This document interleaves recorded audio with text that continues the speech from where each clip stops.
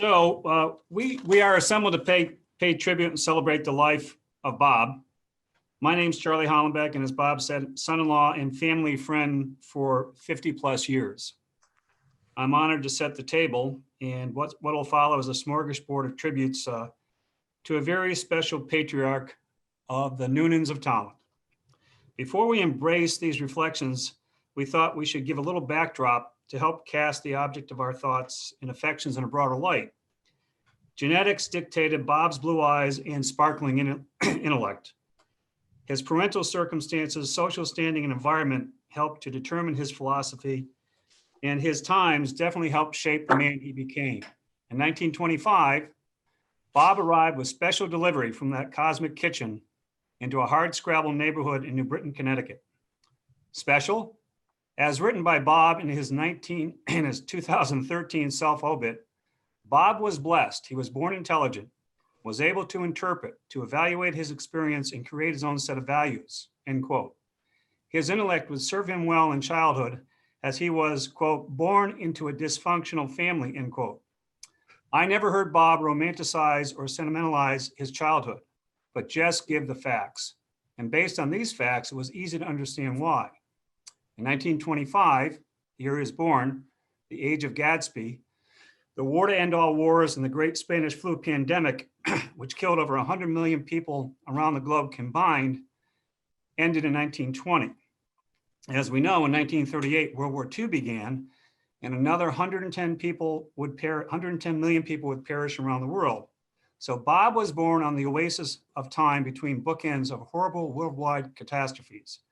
Consequently, all of Bob's main influencers, parents, teachers, coaches, friends, and even the priests were all profoundly affected by these catastrophic events of 1914 to 1920, the craziness of the Roaring '20s, and the devastation brought into everyone's lives during the Great Depression. So the kind of man Bob became was forged from a very chaotic world, a rough and tumble upbringing, and the best of all possible rolls of the genetic dice. Bob's formative years during the Great Depression were met with privation and destitution, ignorance and despair. As Bob became a teenager, the seeds of Mein Kampf and The Big Lie, published in 1925, reared their ugly head, and World War II began. In 1943, Bob's country came calling. His intellectual gifts induced the US government to offer him a free education at Harvard College. He rejected this offer out of hand and joined the Navy. He nearly escaped death in the sea from a typhoon and as a participant in the brutal Battle of Okinawa in the Pacific War waged by the United States and Japan. The trauma of this experience would haunt him forever, evermore, on every 4th of July and every boat ride. The GI Bill created a pathway for Bob. His natural intellectual gifts steered him to teaching as a profession and as a lifetime teacher. I always thought his best method of lifetime teaching was his genius for storytelling. He had a marvelous aptitude of conveying practical wisdom in the form of a humorous tale. As a famous storyteller observed, a well-told story engages the heart, and from the heart is the great high road to reason. Abe Lincoln said that. Bob understood what Lincoln did. Capture your audience's heart and lubricate your lesson with laughter. Bob married Rosemary in 1951, toiled away at his career, and Rosemary created a family. As Bob observed in his self-obit, Bob became a good outcome from a bad beginning. In the 50s, at 112 Wilcox Street, a safe and happy place and time in New Britain to start a family and raise a family. Starting with baby Mary, Peggy, Bob, Michael, Betsy, Pat, Paul, and then ending with baby Rita, the brood was completed by 1964. In 1963, the Noonan family was on the move from the urban world of New Britain to the hills and backwoods of Tolland, a homestead diametrically opposed to New Britain, a kind of rural Valhalla and an upgrade to a better life. During these times, the 60s, the act and challenge of bringing up children in the age of societal upheaval and war and front page violence was extremely difficult, a crisis in terms of parenting. Bob had been raised on trouble and discontent, and he and Rosemary expertly navigated these troubled parental waters as their brood became teenagers at the epicenter of this tremendous time of change. On a very personal note, I have been witness to the Noonans of Talon's family saga for 50 years. I would be remiss if I didn't interject a note on Noonan family parenting. Bob and Rosemary always encouraged free thinking and thinking for yourself, two admirable qualities to imbue in your pride. However, that takes a freight train of patience, buckets of respect, continuous guidance, and always a heaping of parental love. This style of parenting was a clear repudiation of Bob's upbringing, combined with the lessons on parenting Bob learned from Rosemary, the keeper of the faith and the ruler of the pride. As the family evolved, Noonan teenagers became young adults. Overshadowing all Noonan family enterprises during this period was the operations were conducted on a strict teacher's budget, which left no room for extravagance nor fancy educational institutions. At the same time, Bob was tending to his herd in the 60s, 70s, and 80s. He was also very active in the business of helping to grow the town of Talon, whether that meant serving on the Board of Selectmen, coaching youth teams, or contributing or running the Historical Society. He was a man fully and totally engaged in family, political matters, and life. Yet and still, the Noonan clan marched forward, always encouraged to pursue a higher purpose. Bob's philosophy had merged with Rosemary's life philosophy. A Noonan Inc. approach became standard practice. Clan members would be morally supported in whatever endeavor they chose. The years stripped by, and Bob and Rosemary's children began to marry. The Cosmic Kitchen produced a bumper crop of grandchildren, from Tommy, Melissa, Jessica, and Christopher, to Grace, Kelly, Scott, and Andy, Matt, Amanda, Megan, Emily, and adopted brothers Andy and Max, all of whom have produced an impressive and wonderful crop of great-grandchildren. In the midst of all this activity, Bob chose early retirement. Looking backwards, his contribution to the hundreds of his young boys and girls of Ellington is best measured by the successes these young charges have achieved. In retirement, Bob poured his boundless intellect and natural curiosity into the many facets of living. For example, he was able to keep his social skills alive via the Bob greeting process. Since in life he never met a stranger, every trip to the outside world was another opportunity for Bob to get caught up to his people, who the rest of us call strangers. Bob always said he was a lucky guy, lucky to be born with such wonderful gifts, lucky to have found a life partner who complemented Bob's strengths and compensated for his weaknesses. Mo managed some of Bob's quirks that the result of dysfunctional parents, grinding poverty, and privation and trauma from war, always with support and diplomatic grace. Lucky to have lived a life during the most interesting of times, spanning the roaring 20s to the age of the internet and the virtual world we now embrace. Lucky that he dove into life and experienced its sweetness and its struggles, challenges and joy that only a life well lived can produce. But those of us who've had the privilege of getting to know Bob, it is our good fortune and good luck. It is true that, if it is true that the richness of life lies in memories, he has given us a treasure trove of them to reflect upon.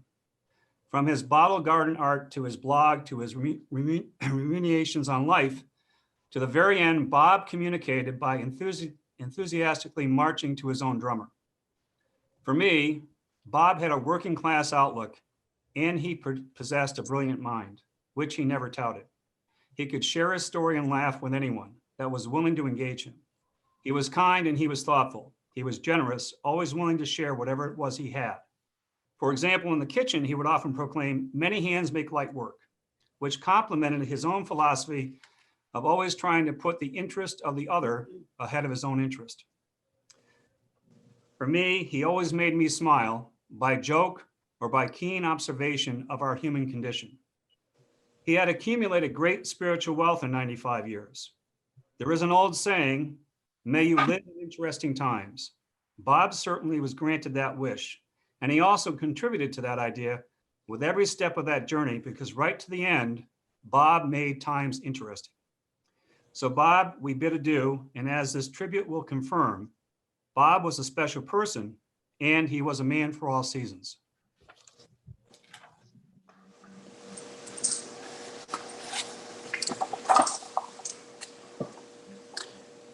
Thank you, Charlie. Really well done. So next up is going to be Mom, and then we're going to go through the family here with a few friends and family sprinkled in. So at this point, if we could get Mom's camera and audio working.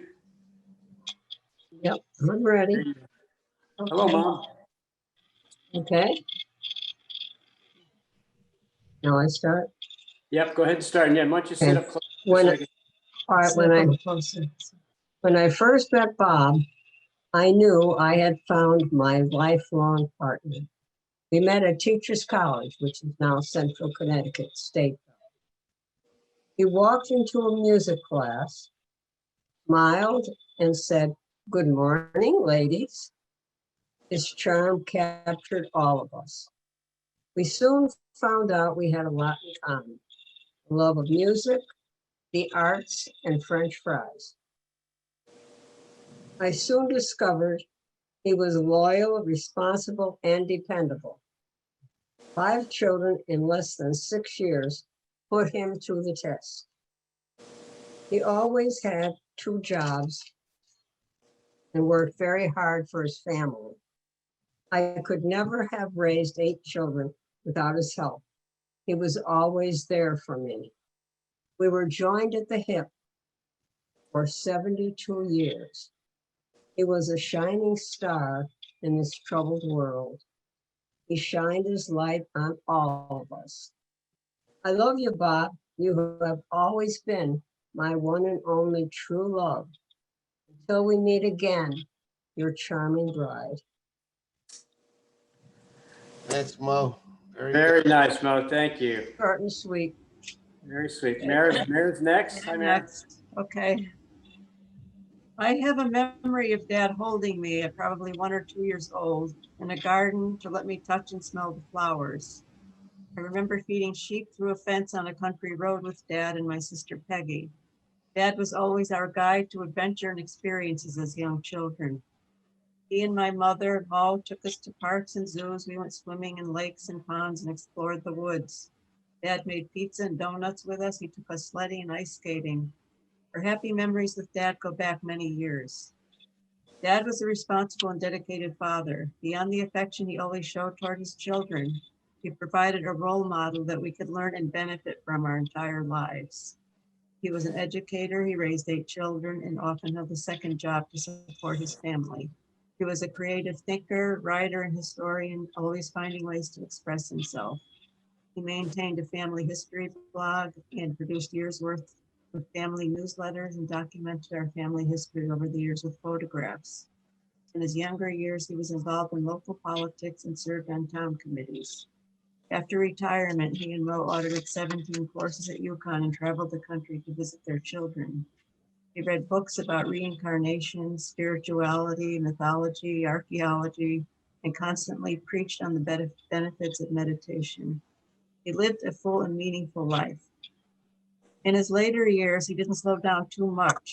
He focused his energy on coloring, making collages, attending writing classes, and playing pool at the senior center. He challenged himself with difficult freestyle games and spent time on Facebook, sharing his musings and thoughts on many topics.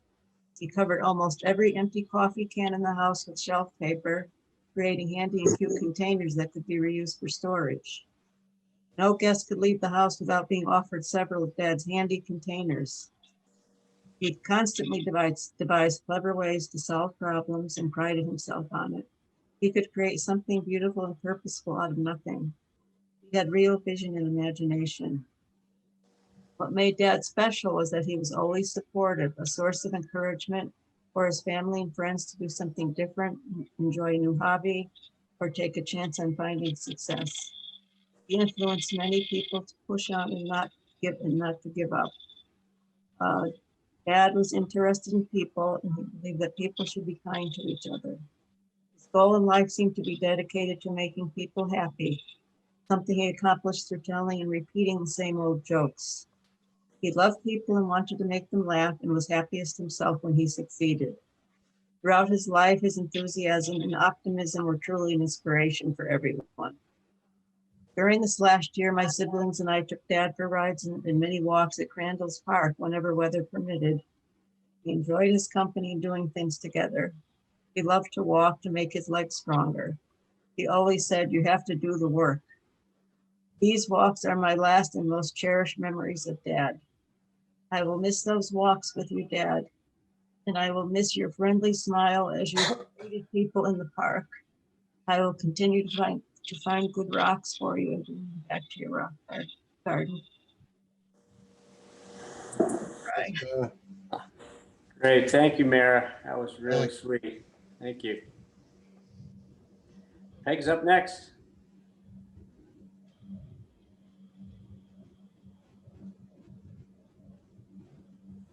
Where is she? How about now?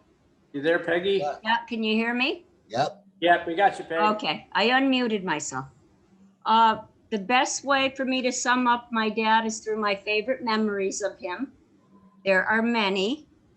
The earliest ones go back to Wilcox Street in New Britain. We lived on the first floor of a 3-story building. We had ugly olive green drapes in the living room. Every morning, my dad would drive off to work to Ellington, Connecticut, which seemed very far away to all of us in those days. As he drove off, all the kids would line up at those drapes and chant, "Bye-bye, Daddy, bye-bye, Daddy," for at least 30 seconds. And then every day he returned from work, the excitement would start anew. He had a unibrow as a young man, and he looked good with it. He was patient enough to let me play hairdresser with his hair as a young child and would sit patiently as I dipped a comb in a cup of water and combed and rearranged his hair. It provided endless entertainment for me. He also told me bedtime stories.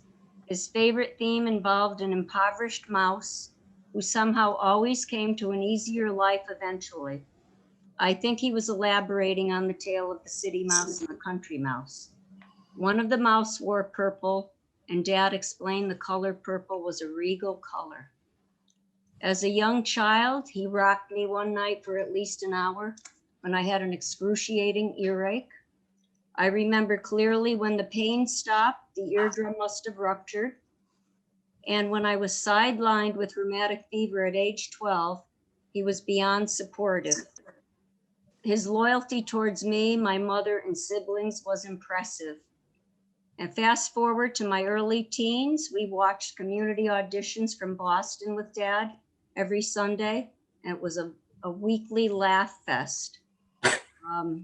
Dad typed my high school theme paper for me as I did not type then.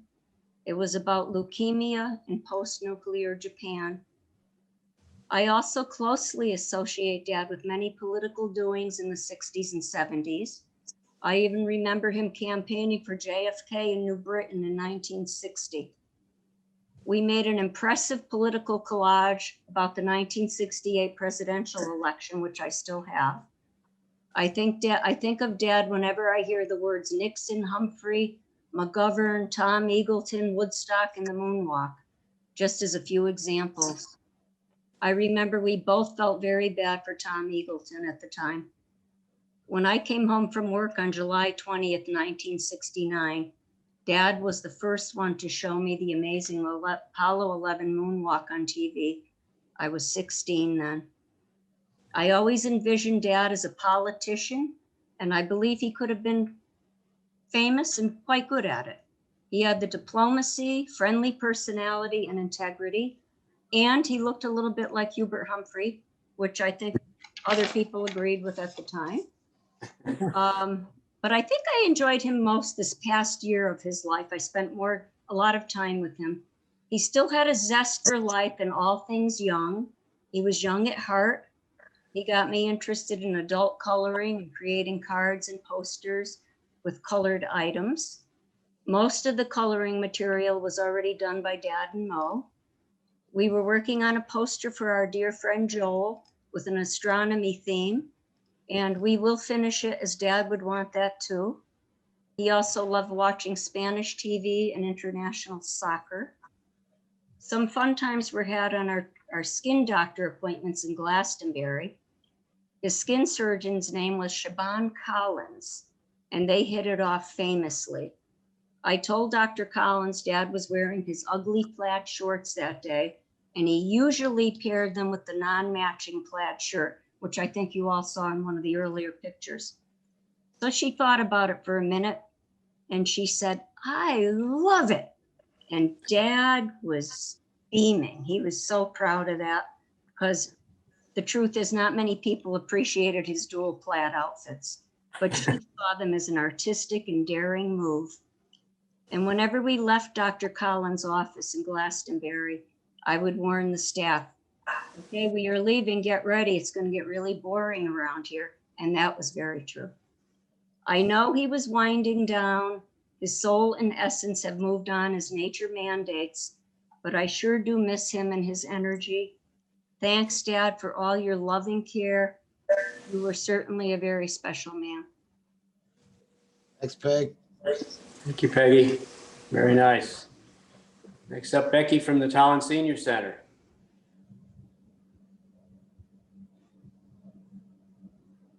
Hi, everyone. Hey, Becky. Hi, this is Fran. She's the former director of the Senior Center. And we had the privilege every week, 2 or 3 times a week, to have Bob and Rosemary come over. And as soon as they'd walk in the door, he'd poke his head in our office. Hey, how are you? Just so full of joy and so much fun. Always had a great story for us. We heard stories about his growing up in New Britain. We heard stories about World War II and the submarine. One story in particular that he always told us was that he and Rosemary were married for 70 years? And they only had one fight, and it started at the altar. He just thought that was kind of funny. Like it kept going. Is that true, Rosemary? You only had one fight? But there was a deeper side to Bob that I discovered. And we talked a lot about religion. He was raised Catholic and I was raised fundamental apostolic Swiss. And we found the similarities in the two religions, but we also, having left our childhood religions behind, he was very well into, like you mentioned earlier, the spiritual reincarnation, Buddhism, and we would share all kinds of thoughts on that. I'm more mystical and metaphysical and just a really great deeper conversations that I really liked. We also talked about how you can't really just read about these teachings, you have to live them, Bob, and it's in that way, that's how your life changes. So he was pretty good about that. How many times, I can't tell you how many times I'd walk downstairs into the rec area in the senior center and they would be playing pool and Rosemary would be beating everyone. And I would hear Bob from across the room, hey, Becky, suit up. Yeah. Come on, play with us. And I was always busy, I had to do something or other. And, I always felt, did you feel guilty playing? We used to feel guilty playing, this is your taxpayers' dollar, our salary. Yeah, really. And we're going to shoot pool with you. We did a little bit. Once in a while we cheated. Yeah. That's part of what we do at the senior center is just encourage and play along with the seniors and give them a purpose for being there. Let's see, what else? We also knew that Rosemary, he used to tell us that he taught Rosemary everything she knows. But I think it was the other way around. So basically this very gentle man, brought sunshine to the senior center all the time. My husband, Bill Ellert, has memories of playing in his Little League as a coach. He was their coach. And I think the team's name was the Tigers. I don't know. I don't remember. But he said he was a very patient man and loved kids, and he was a great coach and a great teacher. And he just brought encouragement and love and lived the life of a very well-respected man in town. So you have anything to say? Oh, am I on? Am I on? Yeah, you're on.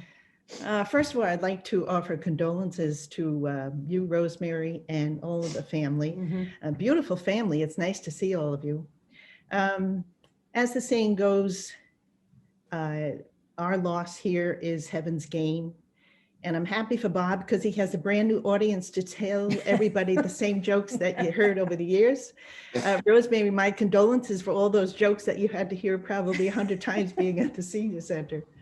But Becky's right. He brought sunshine to the senior center. He was always joking, has a beautiful smile. He always was uplifting. I can't say enough for being part of his life and coming to the senior center, making it, helping it be the beautiful place that it is. Again, he probably was the most jovial man I've ever met. Mhm. And second to maybe my husband, which is sometimes a pain in the neck, but he was certainly a joy. And we thank you for sharing him. Rosemary, God bless you. I know both of you have been through a lot, especially with your health problems, but you're both great people. And I wish you all the best. God bless each and every one of you. And thank you for the opportunity to talk about a wonderful man. Yeah. We miss you so much. So Miss- hopefully we yeah. will see you soon and be together Yeah. again. And when the weather gets good, Rosemary, come to Crandall Park to the pavilion. We will be playing and Doing the singing. music again. Okay? Yeah. Love you. Yeah. Thank you so much. Thank you. Okay, all right. Ladies, Thank you, Becky and Fran. I know Dad loved the time he'd spent at the community center. He always said it was a godsend for people like him and Mom to be able to get out of the house in Tallinn, and they really, really enjoyed it. So hopefully, like, Mom will get back there soon. They were both very Amen. supportive. Yeah. Thank Yep. you. Thank you. Okay, well, we'll march ahead. So I am the other Bob Noonan, and I am the third of our family of 8 kids and the oldest of his 4 sons. Large families were pretty common back then, and I just don't know how Mom and Dad did it. They survived with 8 kids in a house that was maybe, what, 2 bedrooms? So anyway, it was quite an experience. A lot of days got crazy, and sometimes we drive Mom out of her mind, and she would just throw up her hands and just declare, "You wait till your father gets home." And that just brought terror to us, because that meant when Dad came home, we'd all run upstairs and hide under the bed so he couldn't find us. But that didn't work so well. Not that he was super strict, but he was pretty clear that he had high standards of conduct he expected of us. And at times, even when he had to be really firm, he would just declare, "I'm not supposed to be your friend. I'm your father." So he kind of kept that distance. That was common with that generation, I guess. But we knew where he stood, and he was more the disciplinarian in the house.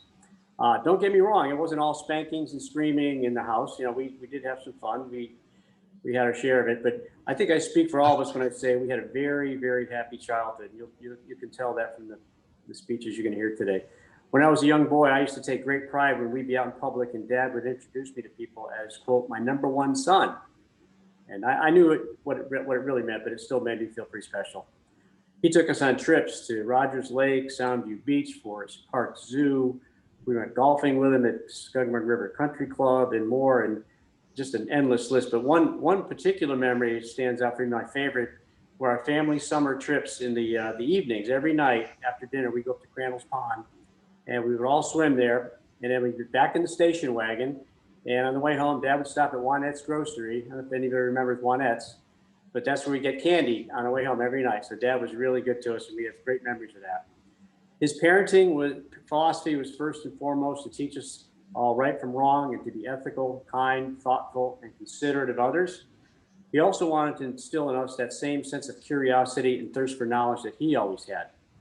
He would often say, "How do you know you don't like it if you haven't tried it?" So he'd kind of catch you on that. And I said, "Well, okay, I guess I'll have to try it." He wanted to expose us to the world of possibilities and let us take it from there. I tried to resist having to play the clarinet in the middle school band, but in retrospect, I'm glad I did. I think it has something to do with my love for music today. So thanks for that, Dad. Education, athletics, music, art, poetry, travel, and more were all on the agenda with him. And of course, all of us got at least some of his legendary sense of humor. He wanted us all to be open-minded and well-rounded. Dad was committed to helping young people, not just his own kids. Early in his career, he took a job in Ellington at Crystal Lake School, where he taught special education. As his students progressed on to middle school, he followed them, and he taught at Longview Middle School in Ellington, and eventually he transferred to Ellington High School. For many of those kids, He was the only teacher they ever had for their entire school career. So these were like his children. He cared about those kids very deeply, like family.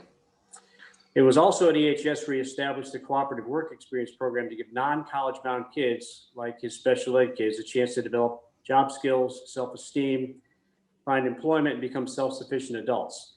As he wrote in an article for the Chamber of Commerce one year, quote, training beyond high school, yes. 4-year college for everybody, no.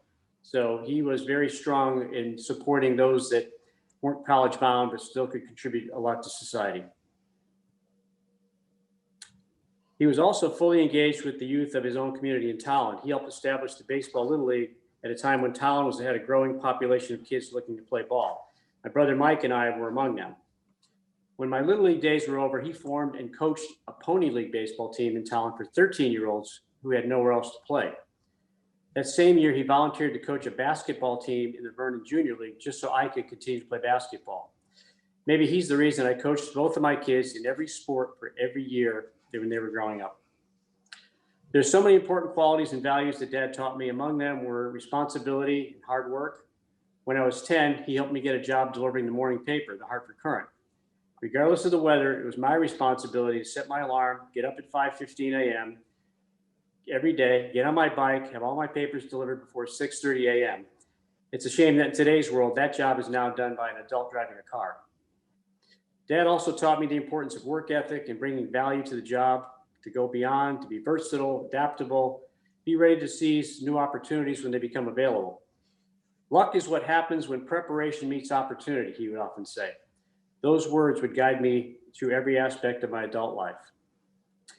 I'm grateful to have had my dad in my life all these years. I'll miss him, but will continue to carry memories of him. He was my father, but he was also my friend, my mentor, and my guiding light.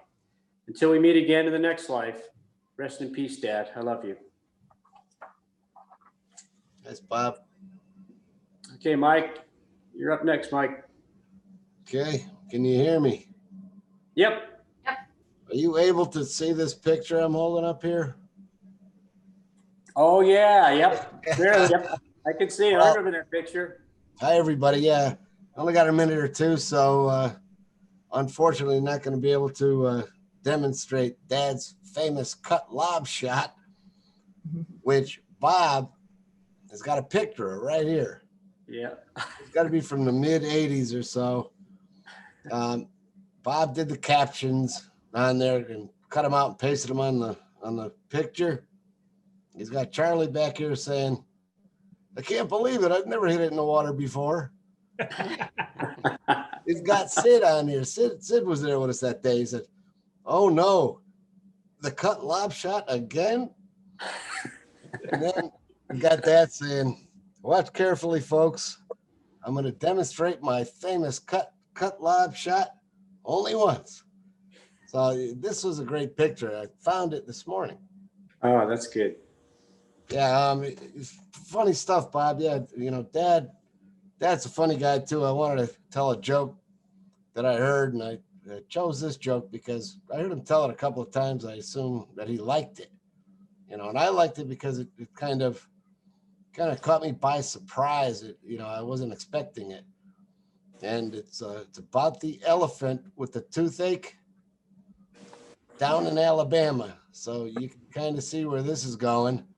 So they take the elephant to a little old Italian guy, is a dentist, and he starts looking him over. So they ask him, well, so what's going on, Doc? What's wrong with him? A little Italian guy says, Tuscaloosa. I thought that was funny. You know, you can use many adjectives to describe Dad, and most of them are good. Yeah. But Dad is the most responsible, loyal, and decent man that I've ever known. And I just want to say, thanks for always being there, Dad. I love you and miss you, and rest in peace. Thanks, Mike. Okay. Very nice. Thank you, Mike. Let's see, who's up next? Betsy. Hi, Bets. Thanks, Bob.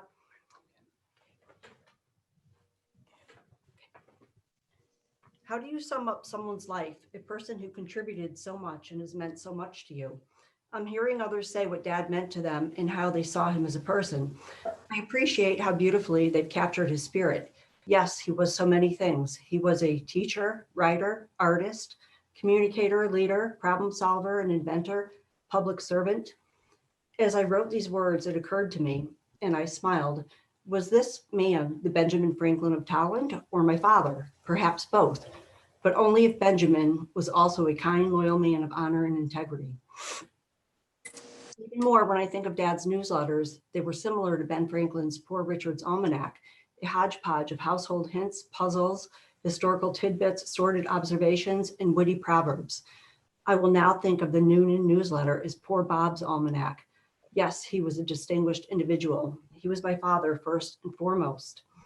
He was always there for me when I needed him. Even as an adult with my own children, I still needed him. I never felt like kid number 5, but always felt like kid number 1 at all the major milestones in my life. 30 years ago, my husband Charlie had a job opportunity in Akron, Ohio. We made the heartbreaking decision to move our family of 2 kids 600 miles from Connecticut to Ohio. We had 3-year-old Grace and 4-month-old Andrew. Off we went to a rented house I had not seen before, to a neighborhood I had never been to, and to a state I had only recently visited for the first time. I knew no one. I was wearing a neck brace due to a herniated disc and was barely able to lift Andy out of his crib. Charlie had to travel soon after our arrival. We pulled into the driveway of the new place at 1 o'clock Sunday morning. My parents arrived the next day. They stayed for several days and helped us make that difficult adjustment. Over the years, my parents came to visit many times, and I am so grateful my father got to know my children and they got to know him, their Poppy. I'd give anything to see his car pull into my driveway today.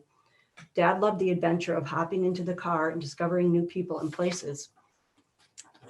Like a pioneer heading west to the Western Reserve of Northeast Ohio, he set out with bravery, excitement, and a spirit of adventure. With his wife by his side, anything was possible. On that long drive across PA, he got to know places like Matamoros, Bloomsburg, and Du Bois, and there were so many colleges to visit along that route. He collected college decals and was always eager for the opportunity to add to his collection. He loved the journey as much as the destination. Once in Ohio, he got to spend quality time with my kids and enjoyed playing Legos, coloring, swimming, helping with multiplication tables, telling jokes, and visiting the local attractions that my kids loved, like the McKinley Museum. In those early years, there was no rest in my house. 2 energetic kids never let up. Poppy soon realized there would be no napping on the couch. The kids would climb up on him, and Grace proceeded to comb and style his hair, all while Andy jumped on him. It was quite the ordeal and became a ritual with every visit for the next few years. Then there were many soccer games, school activities, graduations, family reunions. Poppy, you made an impact on my children and all of us. They saw your kindness, fairness, and integrity. Dad, you made this world a better place by your actions. Reflecting on your life makes me realize that I can do more, make a contribution, no matter how small.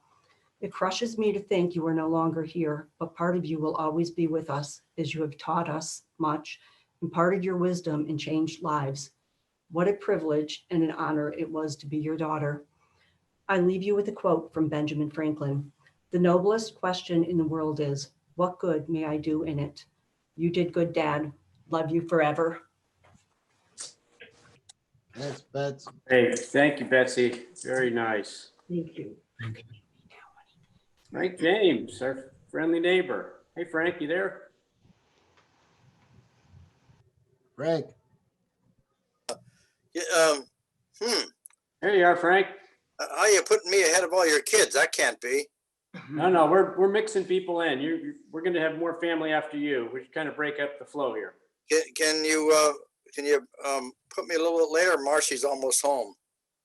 Well, if you like, we could jump ahead and go back. I think Pat is scheduled after you. Pat, you there? Yeah, she's about 10 minutes away. Okay. All right. Yeah, we're running a little behind. So we'll go ahead and jump to Pat then. Go ahead, Pat. Thanks, Frank. Yeah. They say you can tell a lot about people by the way they treat kids and animals. I believe this is true, and Dad was a perfect example. He was always entertaining with the kids with his silliness, and that's something that all of his kids have inherited. And of course, the entire family were all animal lovers. We learned that from our dad. And Dad grew up during the Depression, so he was trained not to let anything go to waste.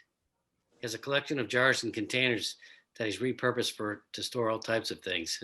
His basement is full of this stuff. Even today, when I run out of coffee and have a coffee container with a lid on it, I have to think twice about throwing it away. I always ask Pam if there's something we could do with this thing, and she always says no, of course. Yeah. So Dad was notorious for telling stories of his life. We've heard all about growing up in New Britain from him, but he never spoke of his experience in World War II until maybe he was in his 70s. I think it might have been after he had cancer even. He started to write and talk about things that we had never heard before. And he had a great memory. I don't understand how he could remember all this stuff, but upon reflection of those stories, it really made me understand more about him and just what that war life meant to him and how it affected his life and how defining it was. But one thing that I remember he learned about being in the Navy in particular, he learned to take a nap every day. So every day of my life, he took a nap. And that was till the end of his life. He took a nap every single day. So I'm convinced that napping leads to longevity.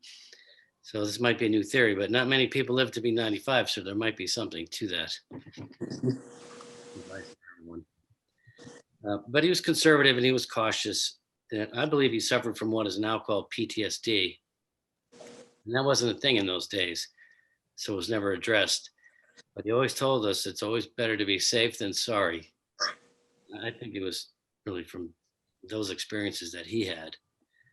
But he gets a lot of credit for being a great teacher, and he was always teaching. But I actually think he was mostly a student. I remember when he learned the Rubik's Cube within hours. I don't know how he did it, and he mastered crossword puzzles and cryptograms and coloring and jigsaw puzzles and other intellectual tests. And he enjoyed learning right up until the end. He was a 95-year-old on Facebook. That tells you anything. I don't know many people like that. But there was two things I remember near the end. And a couple of years ago in a conversation with Dad about death, I don't know how it came up, but it did. And I was concerned because, I don't want him to be afraid to die or anything like that. And he told me I'm not afraid to die at all because I'm going to be reincarnated. And then he went on to tell me about the professor in Virginia, and he wrote a book and all that stuff. But it was such a relief to me that he wasn't afraid to die, because I hate to tell you, but you're going to die eventually. And it was great. I'm sure he was ready to go. And it was comforting to me. I'll leave it with this. The most important thing that he taught us was to be thankful for what we have. Things could always be worse. And I've tried to pass that along to my own kids and loved ones. Even in the most difficult times, things could always be worse. This attitude is helpful, and it creates a sense of optimism. So we thank you for that, Dad. Yeah. Thanks, Pat. Very good. Polly. Where is he? You there, Paul? Here I am. Here. Sorry about that. Thanks everybody for coming and sharing this with us. You guys are getting a good idea who my dad was. This picture right here, in fact, we had to ask someone to take the picture. And 10 minutes later, we found out a lot about that person. He's a professor actually. And talking about the things that he would keep. About a year or so ago, maybe when Michael was there, we had a bunch of bottles in the basement, all kinds of bottles. And we decided to throw them away. And we brought them down to the street. And the next day, he actually went down to the street and picked out his favorite ones. He didn't want to throw them away. So it was interesting. My dad was a good guy, a special guy. He had a zest for life, learning, discovery, and humor. He created a life of purpose from very humble beginnings. He did the work. And even though he was 95 when he died, his death seemed premature and unexpected. I have many memories of my father telling jokes, making funny faces, interacting with the neighborhood dogs, or playing horseshoes or playing golf. And like Michael said, he had a very famous shot, but that's one of my favorite memories of my dad was this cut lob shot that he used to hit. And just so you know, it's a 7-iron from about 100 yards away. They have very high. If you guys don't play golf, it's kind of funny and fun, and that's the way he did it. In fact, to hit a cut lob back in 1970, that's probably, he was way ahead of his time to do that. There were many things that we learned from our dad, like dangerous driving situations or studying at school. But even though I moved out of his house many years ago, I realized that I am becoming more like him. Maybe it's DNA. The values I learned from my dad were mostly unspoken. Be kind to people, be loyal, be fair, have principles, be interested in things, and to share. We all learned these things without ever being told. And although he was most certainly a different person from his first child to his last child, those values never changed. I'm very grateful that we had him until he was 95. And I'm also grateful that his hardships were limited, that he had a relatively healthy life, and especially that he never had to bury a child. His life was well lived, and he lived it honorably. I'm proud of my father. May he rest in peace. Thanks, Paul. Very good. Great, Paul. Thank you. Awesome. Rita. Hey, thanks everybody. This is great. Well, as you've heard, my father was a teacher, and naturally he taught me a thing or two along the way. So to celebrate this special man, I'm sharing my top 4 pearls of wisdom from my dad. Number 4, don't stand on the sidelines, get in the game. All this started when I was in 3rd grade when I tried out for and made the football cheerleading squad. My coach sent me home from practice one day because there was a problem with my skirt. The problem is my skirt was too long. It's a real story. And we weren't allowed to wear coats on the sidelines, even though it was November in Connecticut. My sisters were horrified. My dad took action. He said, why stand on the sidelines cheering for others when you can play in the game yourself? The very next winter, he took me around to sign up for basketball, and in the spring for soccer. I tried to wiggle out of this new vision for me. I was nervous and afraid to fail at something new. He assured me that it wouldn't hurt to try, and I could always quit later if I needed to.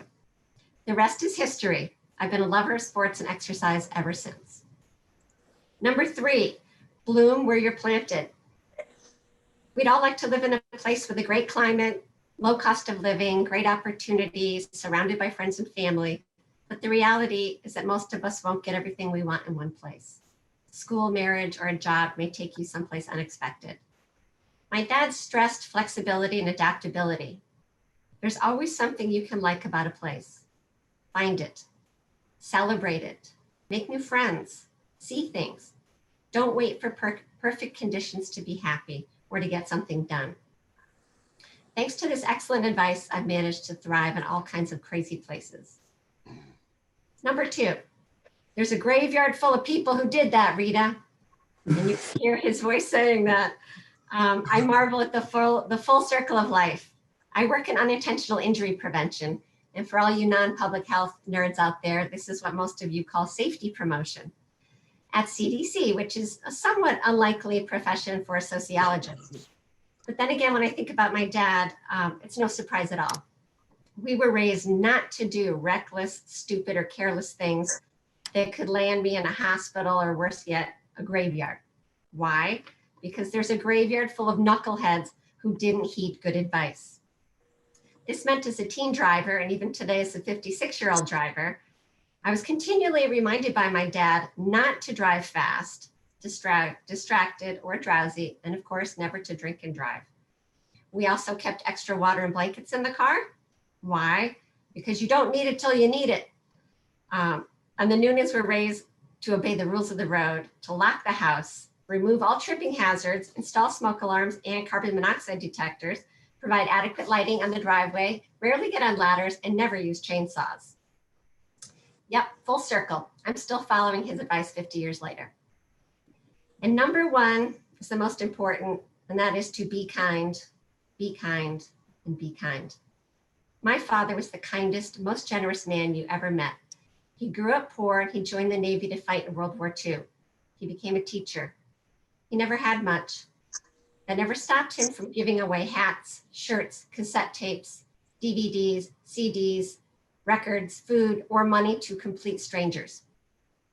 One time, my dad started a conversation with a stranger in the Kmart Plaza in Vernon with a man who was grieving the recent loss of his wife. My dad, they started chatting about comedy and the man's spirits lifted. My dad offered to make him some comedy tapes from his extensive collection. Sure enough, they met a week later in the same plaza, and my dad handed over copies of some of the best Irish and Jewish comedians ever known. This is just one story. There are many stories like this. He loved helping people. He was kind. He dedicated his life to helping non-college bound kids at Ellington High School find viable vocations because everyone deserves a chance to succeed. And not surprisingly, he was also kind to all the animals that frequented his backyard, including the neighbors' dogs, foxes, possum, hawks, crows, rabbits, snakes, skunks, you name it. He fed them all. And like everyone else has said, I'm very proud of the man that he was, and I feel fortunate to have been raised by a man who thought a little girl born in the 1960s didn't have to be a secretary or a cheerleader. A man who taught me to be ambitious but not arrogant. A man who elevated kindness and decency above all else. I love you, Dad. I miss you, and I will always miss you. Thank you, Rita. Really, really sweet. So yeah, we'll go to Joel and then we'll go back to Frank. The Noonans have welcomed me like family for 40 years. I love you all. But one personality has dominated the household, and you all know who that is. Bob Sr. I share your loss today. Bob would always press me to visit, so here I am, like you, to celebrate his life. I can only echo what is the shared consensus. Bob has been always caring, always gentle and kind, and need I say, always funny. And despite the ever-present humor, Bob has always shown serious and liberal-minded concern for the welfare of family members, neighbors, the community, the nation, all human beings, all animals. And Bob's humor has never been rough or crude. It is always generous and intended to make people feel good, even when the joke is in part on them. A favorite example. Bob told how one day when he saw two ladies he knew walking down the street outside the Noonan home, he rushed outside, hands waving, and shouted, "Good news!" "What is it?" they asked. "The fleet's in." In preparation for today, I dug up some videos I had of Bob telling jokes, and I appreciated as never before what a master of delivery and timing he is. As we all know, Bob tends to tell the same jokes over and over, but I found myself replaying the videos over and over because he is really good at it. But with all these admirable traits of humor and caring, perhaps Bob's most outstanding trait, as Charlie pointed out, is a remarkable intelligence. We all know about his boundless inventiveness and creativity, the bottle garden, the collages, and so forth. His mind is also ceaselessly inquiring. In recent times, as has been mentioned, this led him to become what he calls a buffet Buddhist. He has particularly been taken with the idea of reincarnation, and this raises the interesting prospect that Bob is still with us. I remember a wonderful movie by Bernardo Bertolucci from 1993. It was called Little Buddha.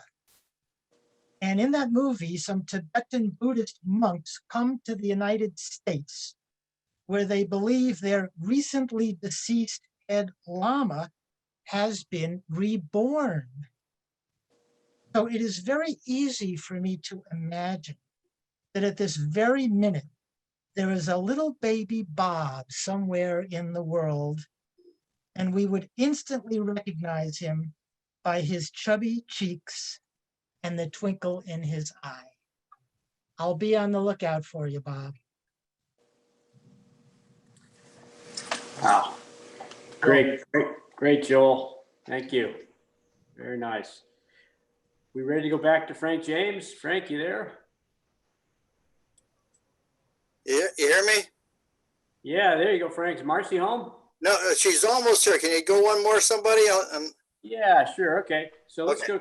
We'll keep pushing on here. So we had a segment planned for some of Dad's favorite jokes. If we have a few minutes. Yeah. We'll Okay. see, then we'll circle back. I know we're running long, so I appreciate everybody hanging in with us. We got a little slow start, but there's some really. Yeah, it's almost there. All right, should be almost here. Okay. Okay. All right. So let's see. Do we have Sid Toombs or Bill Higgins? And we know Pat's on, but how about Sid and Billy? You guys there?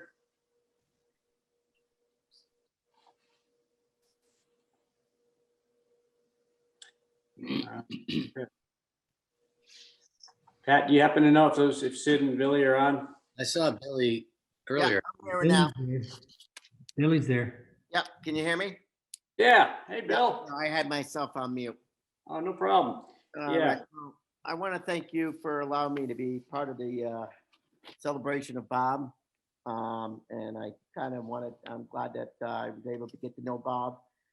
Bob, I remember Bob as a child living with my mom and dad across the street.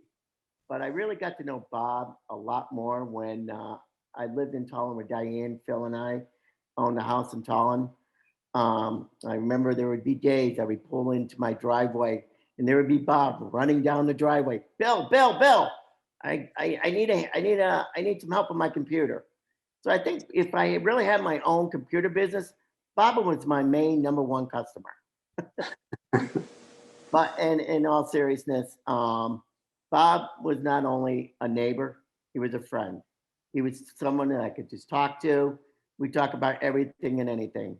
Even the afternoons when I would go over to the house to help him fix his computer, as I was waiting for something to show up or get done loading in his computer, we just sit there over a cup of coffee and just talk about whatever and anything. Bob welcomed myself, my family, Diane, Phil, and Stephen into part of his life. And I remember, like I said, sitting with him and getting to know him. He would always tell me his stories about his New Britain life and how he got, raising his kids and being married to Rosemary. So it's a pleasure to have got to know him, and I look forward to meeting up with him in the next life. Thank you. Awesome. Thanks, Billy. Okay. If Sid is not on, why don't we see if we were going to go, if we go on ahead. Frank, Marcy's not there. We'll go ahead. And, I'm here. Oh, great. Good. I'd like to give you some time before we move on to the next step here. Why don't you go ahead and take the floor, Frank? Okay, got it. Well, what amazing is I come from a family of 8 kids too. Of course, I was more like from Angela's ashes. You guys are terrific. Can you hear me? Yep. Yeah. Okay. All right. For the friends and family, of course, all who's ever known Bob, I'd like the chance to bring him back to life in our hearts and minds. Anyone who's ever had the pleasure of hearing that booming voice of Bob's, whether it was in the next aisle, the Big Y, Tallinn Library, or down up the street there where he was retrieving his mail from his mailbox, been touched by this gentleman. All of you has ever had this experience will have a special place in your heart for Bob until our time comes to join him, and wherever he claims we'll all be, as he said many times, he'd say sideward glance looking at me and say, "I hope it isn't too hot there." Here's a few of my cherished moments with Bob, and I'd like to share them with you. Whenever I did some little chore that he asked me to help with, whether it was fixing his lawnmower, blowing a few leaves, adding some famous to his famous golf ball garden, or sharing some of my baked breads with him, he'd say, "Gotta pay you somehow." Jokingly, I'd say, "Bob, you already paid me." And his eyebrows would rise up, and he would look at me, tilting his head with that old familiar manner, looking sideways and accusingly inquisitive manner. "Oh, when was that? I must have forgot. Did I get a receipt?" I said, "When you went to war for me and invaded Japan and I didn't have to speak Japanese." His eyebrows would go up and his blue eyes would start bulging out, and his side humor, he'd say, "Oh, I forgot. That's right. I joined the Navy and we still won." This is the caring gentleman that we had the pleasure of knowing and loved him as a friend and neighbor. It's a very hard thing to put into words how I feel, as well as many people whose lives have ever touched me by Bob. It seems like yesterday that he and I were sitting in front of my garage, swapping stories and deciding on how the world, our country, and our lives should be conducted. And the great part of it was we both had the same outlook. When I agree with him and spoke my similar opinion, he'd raise his eyebrows. I know I can see him right now, and you probably can in your mind's eyes, saying, "You know, that's exactly right. I wonder why somebody doesn't listen to us." We'd chuckle together, and he'd say, "Gotta go." And I'd help him up, pull him back out of my folding lawn chair, and he and I walked up to get to his driveway, and I said, "Use the cane." Yeah, when I get to the driveway. I bet Mary and Mo can figure this one out, since they constantly reminded him about using his cane as you heard him as he started up the driveway. I truly missed those days when he and I decided how the world should be run. He always has a special place in mine and Marcy's hearts. So with heartfelt condolences to all of you. Thank you, Frank. Very, very nice. Appreciate that. Marcy may have something to say. Yeah, I didn't prepare anything because I didn't think I was going to be back in time, but I do want to point out that Bob and Rosemary too, the Noonans were wonderful, wonderful neighbors, and Bob was always so friendly and helpful, and we'd joke around when we'd see him, and when I'd come down the street sometimes, he'd pretend like I was going to run into him with the car, but of course I wasn't, but we'd joke about that. And then he'd always tell us about, wanting us to come up to play bocce ball sometime. And this was years back, but somehow or another, it never seemed to materialize. But he'd come into the library and I'd help him out there finding things. And we'd see him in Big Y and joke around. And he's just such a wonderful man. He touched my life and I miss him. And I just want to point out that we're so sorry. And to the family, you have our condolences. I just want to say one more thing, is that judging by what I just heard earlier, the apple didn't fall far. All the apples didn't fall far from the tree.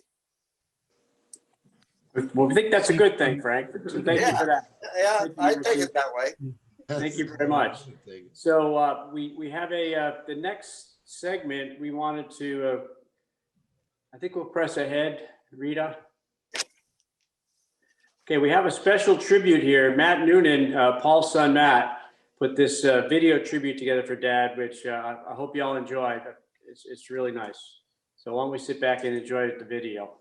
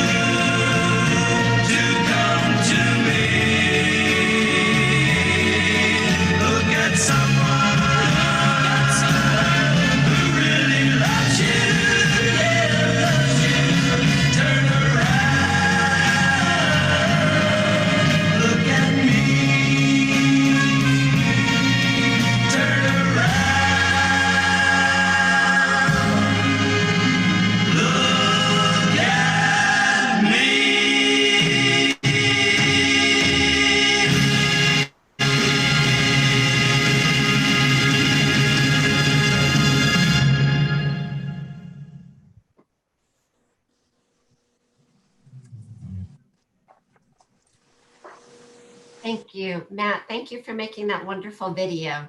My father loved that song. So I wanted to tell you about how we're going to commemorate this special man. You heard a lot about him, how he served his country, his community, his school, and his family with unwavering dedication. So I want to tell you about two things we're doing to commemorate him in a way that some of you will be able to recognize every time you go to Crandall's Park. We are going to be setting up a memorial bench with the Town of Talon's Recreation Department. We'll be putting in this memorial bench hopefully this spring or summer. And you know Crandall's was his favorite place to walk. So when you're there this summer and in the years to come, I hope you will look for that bench and remember him fondly. We've also encouraged folks to contribute to the Talent Cares Scholarship, which stands for Creating Achievements Recreationally and Educationally. And this program raises money to support needy people in Talent who are lacking access to recreational activities. That's the first thing. The second thing is we are resuscitating the Robert Noonan Vocational Scholarship Award to be an endowed scholarship for graduating Ellington High School students who are pursuing vocational training. The Ellington Community Scholarship Association is administering this award for the family, and we expect to make our first award in June of 2021. So stay tuned.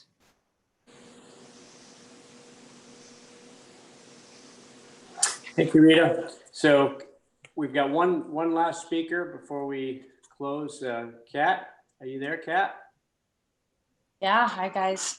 There you are. Hi, Kat, if you would please. Of course. May the road rise to meet you. May the wind be always at your back. May the sun shine warm upon your face and the rain fall soft upon your fields.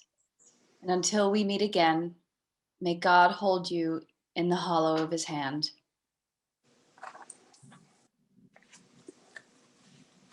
Thank you, Kat. Very nice, very nice. Okay.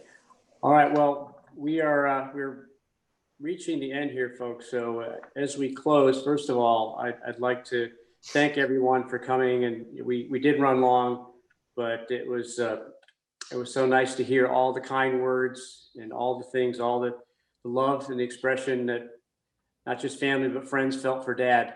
So it's very uplifting for us and the family to hear all this and to have the support of the community and the family in general. So thank you all for that. Dad is, I'm sure, smiling down. He would have loved to have been here. He loves a big party, and especially when we're all talking about him. But it was really, really nice. So thank you again. So as we close, we wanted to have a toast here. And after the toast, we are going to continue, for those of you that want to stay on, and we're going to call it the so-called after party. We did have some jokes we wanted to go through. So there's some joke reading and telling to be had, and some tributes that have been submitted that we'd like to read. There's lots of nice things that have been said, so we'd like to share some of that. And then if there's anything anyone else would like to share, we'll allow some time for that too. So with that, let's, if we would please, Amy, maybe you can help. Can we have people turn on their cameras? I just did all that for you. Yeah, sure thing. So if you mouse over the bottom of the window with Zoom, you should see a little icon bar that pops up. If you look over at the left, it will pop up at the bottom, sorry. If you look over at the left, you'll see a button that controls your microphone, and next to that, you'll see a button that will start your video. It's an icon that looks like a little video camera.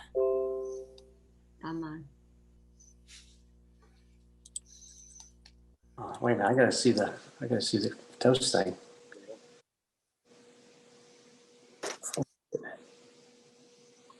I can't see it. How do I go back? Oh, sorry. Rita, yeah, Rita, so I did the, I went to gallery view here. I want to put the slide up for the toast. Why This don't I is just good. Why don't you leave it like this so we can see all the faces? Yeah, can you read the toast, Rita? I don't have it in front of me. If you can hear me, I'll read the toast. Raise your glass. Okay, everybody raise your glass. Okay, to all the days here and after, may they be filled with fond memories, happiness, and laughter. Here's to my dad. Thanks, everybody. Cheers. Cheers. Cheers. Cheers. Cheers. Cheers, everybody. Salute. Salud. Plancha. Plancha. Okay, very nice.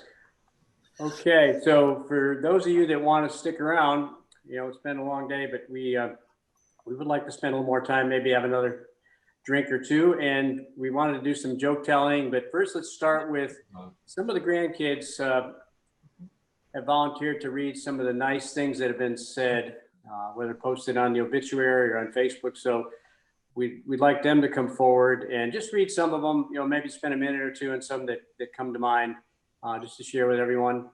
So we have with us today, grandchildren, Kelly Gerlach is on, followed by Grace Hallenbeck, Megan Ambrose, Andy Polanski, and Scott Noonan. We'll go in that order to just take a minute or two and just read some of those that stood out that you guys have seen. So if we could start with Kelly Gerlach, are you there? Can you, this is my daughter, Can you hear Kelly. me? Yeah. You can hear me? Okay. Yep. Okay. So I'll be reading some nice tributes to Grandpa. First one is Amanda Noonan. We tragically lost our brilliant, creative, spunky World War II veteran Grandpa Noonan on Friday. He and my sweet grandmother have been married 69 years and created a whole mob of Noonans, 8 kids, 12 grandkids. We are all heartbroken by this sudden passing. I'll miss hearing all of his jokes, even if I've heard them before. He is so loved and will truly be missed by many. Our family feels a little empty without him. Our next is Laura Lynch. I'm thinking of you and Mo and your sisters and brothers with great sadness. Your loss of your dear dad is heartbreaking, and I know you will miss him beyond measure. Bob had enthusiasm and spirit for life. He bounced back countless times until COVID. I believe he is now in a place where he is enlightened to the mysteries of life and death. Peace and rest for his inquisitive mind. I will remember Bob fondly for his gifts of humor, interest, and conversation. A light has gone out for those left behind, but heaven has gained a bright star. Bill and I send our love, prayers, and deepest sympathy at this sad time.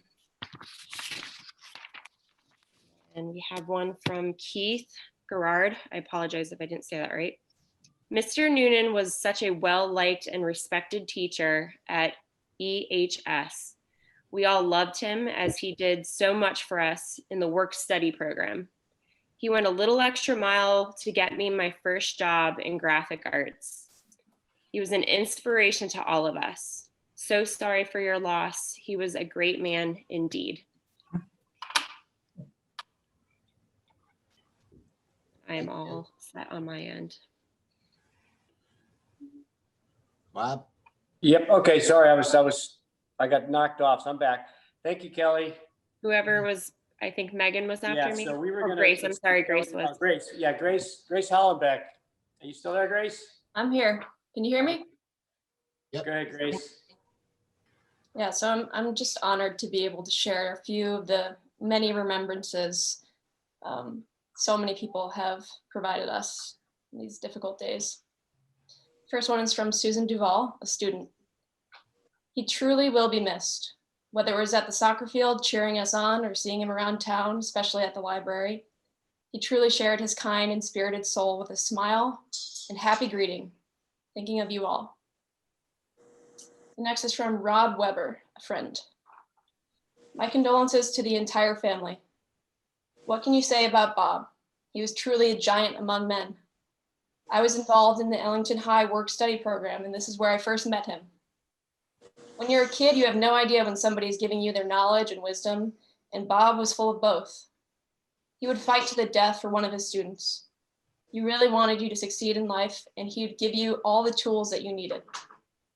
Recently, at our class of 1974 reunion, I was able to let him know what an impact he had on my life. That was one of the best moments of my life, just being able to let him know he played a vital role, not only for me, but for many folks at Ellington High. For that, we owe him a debt of gratitude. He is someone that a lot of people will never forget. It sounds like he had a wonderful life, and it's something he deserved. May he rest in peace. And I'll share one more from Peg McGee. What an amazing man. He helped so many of us at Ellington High School. He always had time for us, no matter what. And Rosemary is an absolute delight. She was his wingman throughout life. We were all so blessed to have him. God bless you all. Thank you for sharing him with us. Rest in peace. Okay, thank you, Grace. Megan.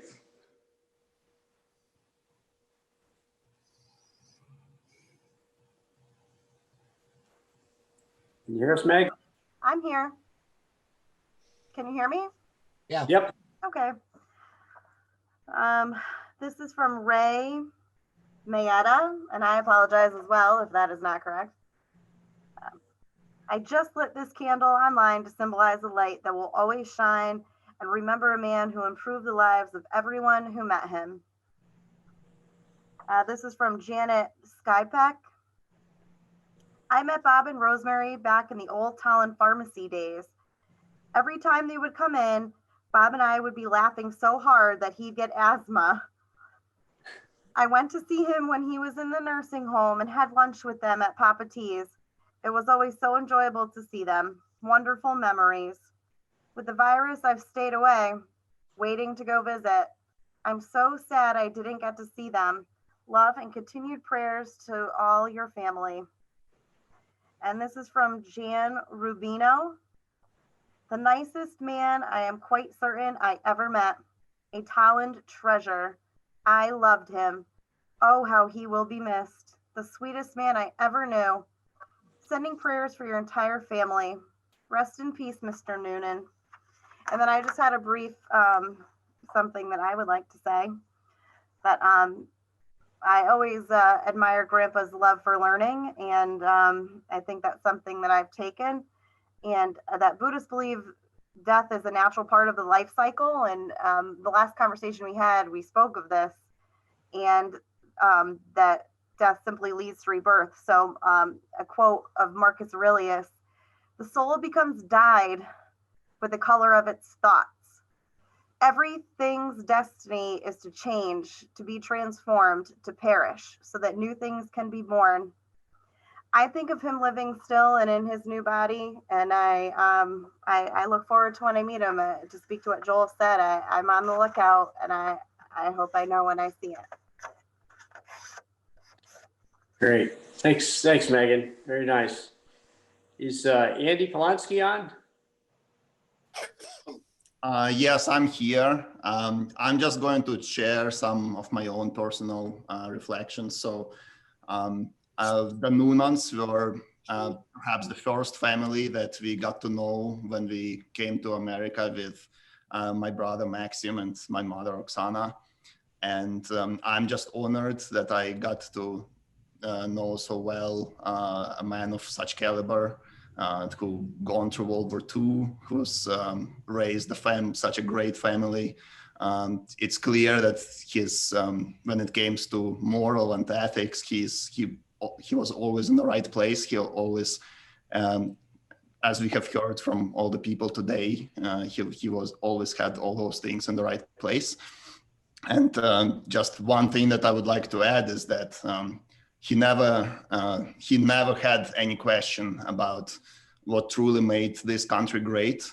I recall how with the pride with which he counted off all the nations that were represented in his childhood in New Britain, and how he loved going to polka dances, to play soccer with other European immigrants. And it's just, I'm a little bit sorry that so many people today have seemed to have forgotten that. And so I feel like we were lucky with my mother and my brother that we met Bob and Rosemary, but maybe luck had nothing to do with it. So my mom, I hope, I know that my mom also had her things in the right place. And so it's not an accident that Rosemary and Oksana became best friends. And of course, after our mother's accident, Rosemary took us to live with her, and then we really became part of the family. And I'm just really honored that I can call Bob my American grandpa. It's great. Yeah, I just would like to add that it's impossible to not fall in love with Bob from the first sight. Like when I just first time met him, I had feeling that I knew him forever, you know. He's really like a person sunshine, and we love him, and we will love him forever, and we'll remember him forever. Great, very nice. Thank you, Andy and Victoria.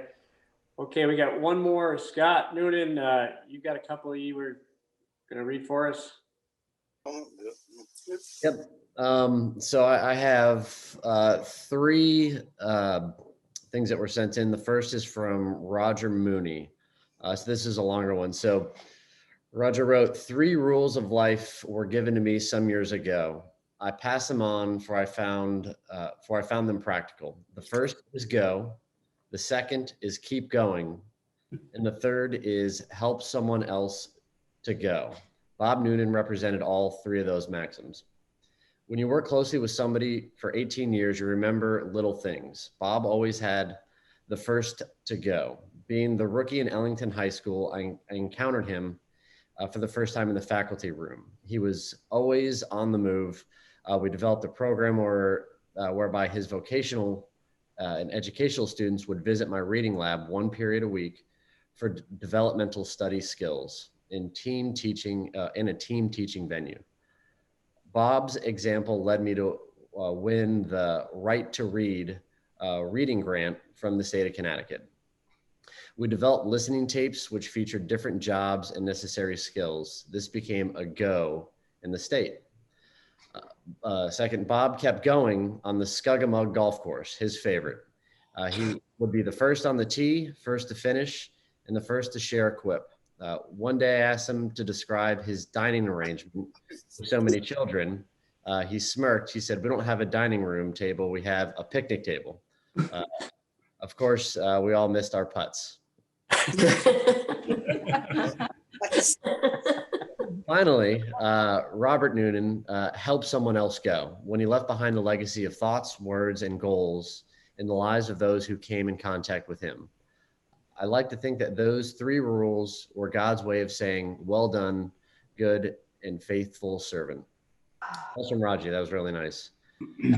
The next is from Kimberly Cly Ireland. I don't know if I pronounced it right, but this is somebody that he met in the Wellington Dollar General Store, which is appropriate. But she writes, "I'm sorry for your loss. I met him while shopping at the Wellington Dollar General Store and struck up a conversation.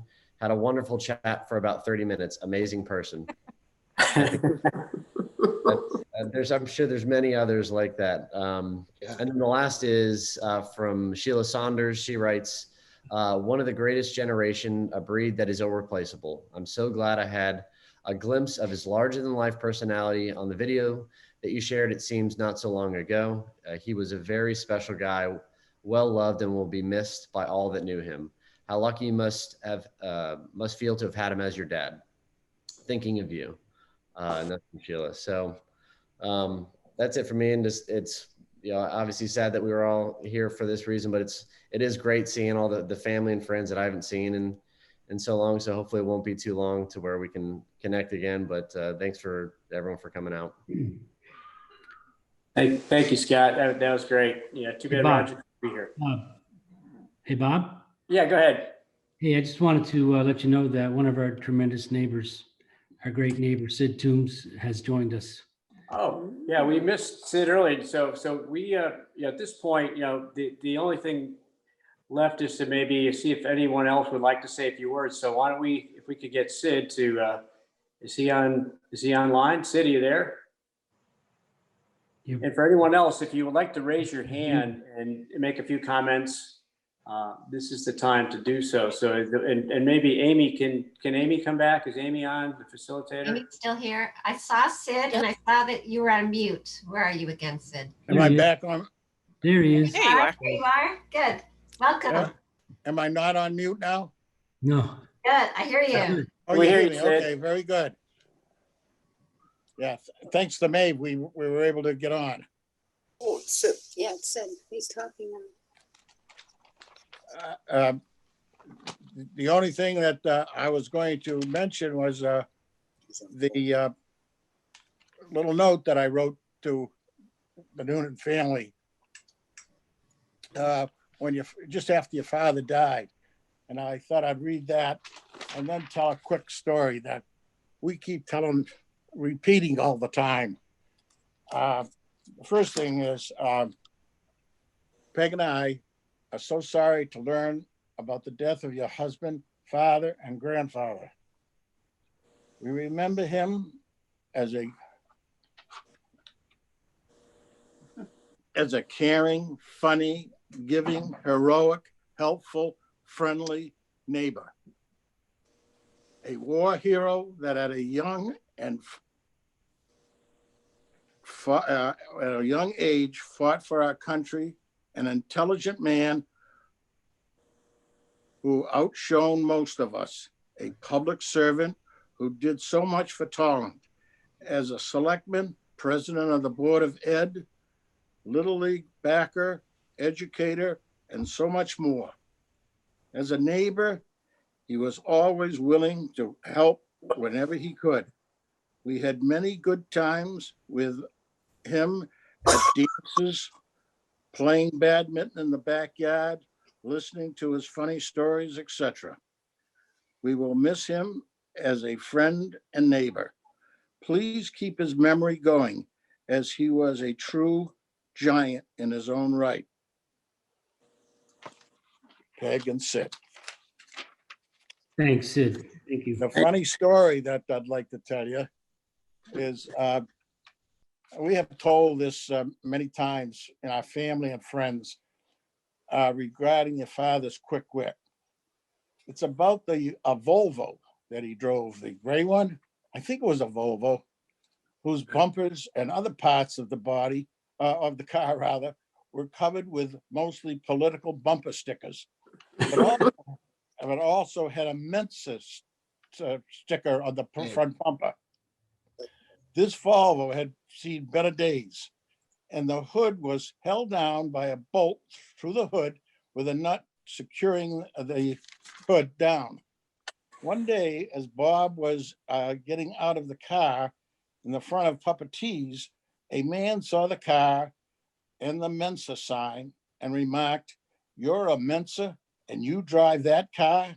And Bob, with his quick wit, said, "You have to be a Mensa to drive that car."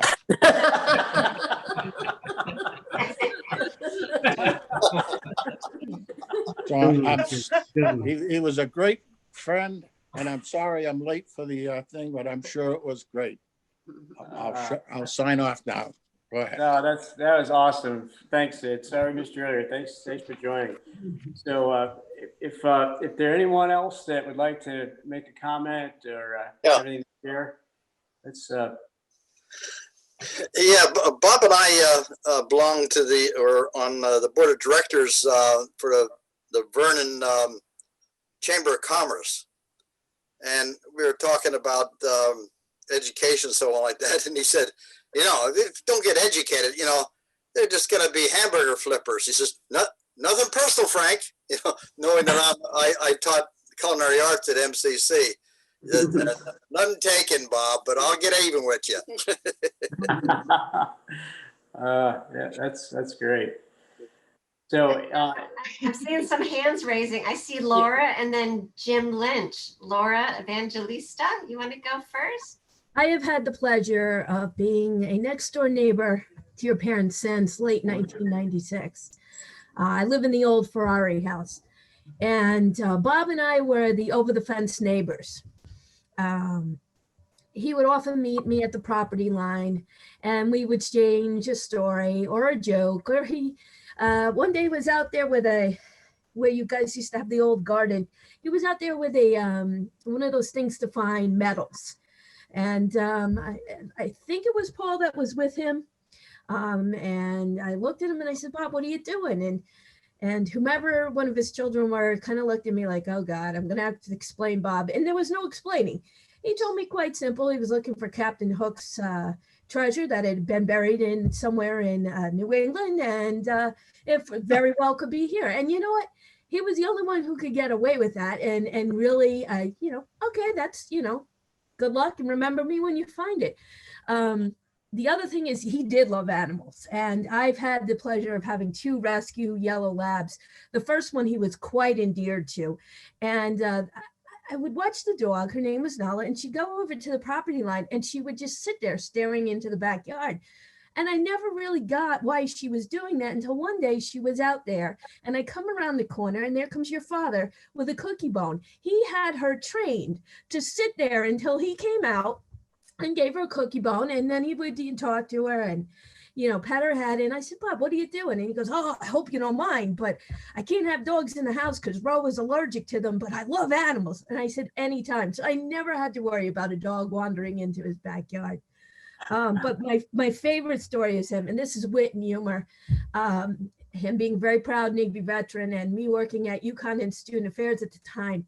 The football teams were playing UConn football versus the Navy. So of course we had to make a bet. And the bet was very, very Bob. I was going to wear my UConn shirt, and if the Navy won, I had to have a picture with Bob with his Navy hat. And if Yukon won, he was going to wear a Yukon shirt with his Navy hat. Well, unfortunately, the Navy won. Go Navy. But with that being said, I wound up taking a picture with Bob next to his statue, and I was with the Yukon shirt on with Bob, and we both had Navy hats on, and I had to post it on Facebook. That made it a actual situation. And when I went to work the next day, boy, I got a razzing for about 2 weeks on why I was wearing a Navy hat when I worked at Yukon, and it should have been on their side. But that was Bob, and it was all in good humor, and it was fun. Yeah, I guess with Yukon. That about who was going to win. It was just in good fun. And Bob in a row with a type of old school neighbors where when my son locked himself out of the house, he knew the Noonans was a safe place, and they would let him in, and Bob would regale him with stories, and they would feed him a snack. And I knew he was safe until I got home to let him in the house. So I'll leave you with his Buddhist theory. Energy, I think Einstein said, is neither created nor destroyed. And he is out there on some plane, and I know he can't possibly rest in peace because he was too active in life. So he's out there just discovering all the things that he always had those larger questions about, and just looking down on us and sharing that energy. So he will be missed. He's a once in a lifetime. And I send my sincerest condolences on behalf of myself and my 2 kids who just enjoyed him to pieces. Thank you for sharing. Thank you, Laura. Wonderful. Jim Lynch, I saw you had your hand up. Oh, yes. Hi, everybody. Most of you I haven't seen since Grammy Lynch's funeral, which was probably 35 years ago. I remember you all as kind of small, running around, lots of you. And it's wonderful to see you all again with children, grandchildren. Thank you very much for sharing this service. And Bob was always an inspiration. I don't know anybody who survived World War II, had 8 kids, and lived to 95. And, you know, he's an inspiration, a role model for me. And I really hope to, you know, have a chance to visit with you all one-on-one in the coming years. Thank you. Thanks, Jim.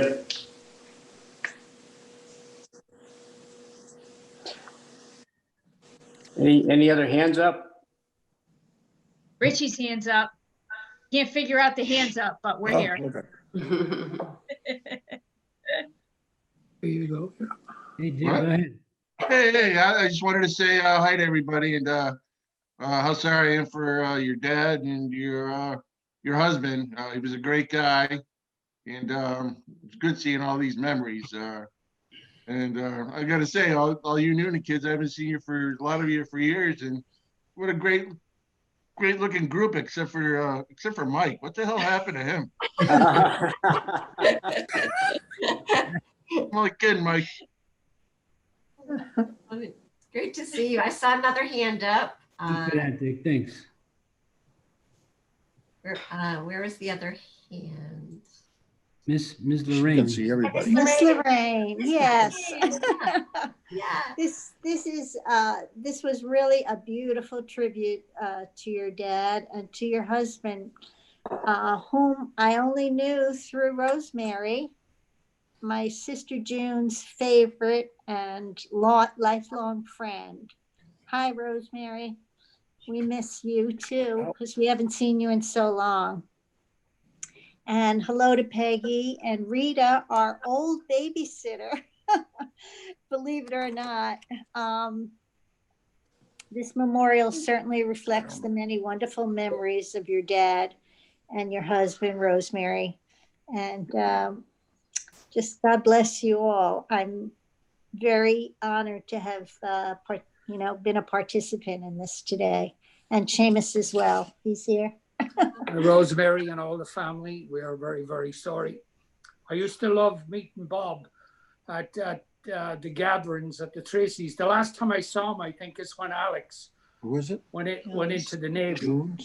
No kidding. And it just reminded me of a joke that Bob told me once. It was a Hal Roach joke. And he says, Daddy, is it true we come from dust and to dust we shall return? And his father said, it's true, me boy. And the kid said, well, you better look under my bed. There's somebody there either coming or going.